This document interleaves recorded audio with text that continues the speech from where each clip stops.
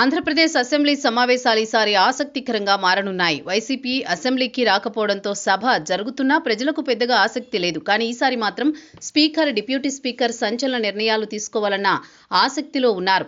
సభకు రాకుండా జీతం తీసుకుంటున్న వారిపై చర్యలు తీసుకోనున్నారు. ఈ విషయాన్ని స్పీకర్, డిప్యూటీ స్పీకర్ చాలాసార్లు ఇప్పటికే చెప్పారు. ఎథిక్స్ కమిటీ సమావేశాన్ని కూడా నిర్వహించారు. కొంతమందిపై అనర్హత వేటు ఖాయంగా కనిపిస్తోంది. వైసీపీ వ్యూహాత్మకంగా ముందే రాజీనామాలు చేసి ప్రభుత్వంపై వ్యతిరేకత పెరిగిందని నిరూపించే ప్రయత్నం చేయడం ఉత్తమం అన్న అభిప్రాయం ఆ పార్టీలో వినిపిస్తోంది. జగన్కు ప్రతిపక్ష హోదా ఇవ్వలేదని వైసీపీ ఎమ్మెల్యేలు సభా కార్యక్రమాలకు దూరంగా ఉంటున్నారు. ఈ అంశం అటు ప్రజల్లోనూ చర్చ జరుగుతోంది. సభకు హాజరు కాకుండా ప్రజాధనాన్ని జీతభత్యాల రూపంలో తీసుకోవడంపై ఎథిక్స్ కమిటీలోనూ చర్చ జరిగింది.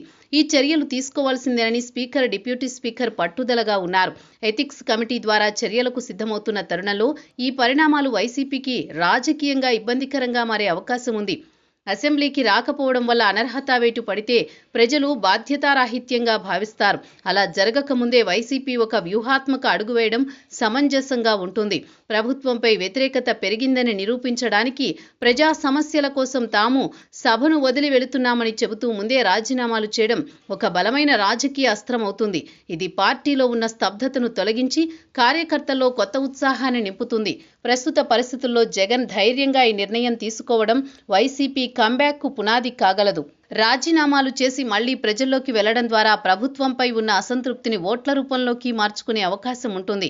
కేవలం సభను బహిష్కరించడం కంటే రాజీనామాలు చేసి ఎన్నికల క్షేత్రంలోకి వెళ్లడం వల్ల పోగొట్టుకున్న ప్రతిష్టను తిరిగి సంపాదించుకోవచ్చు.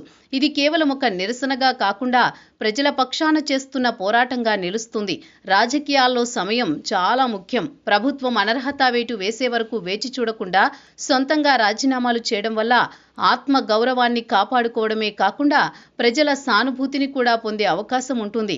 ఈ దిశగా జగన్ అడుగులు వేస్తే అది రాబోయే రోజుల్లో వైసీపీకి రాజకీయంగా పెద్ద మలుపు కావచ్చు.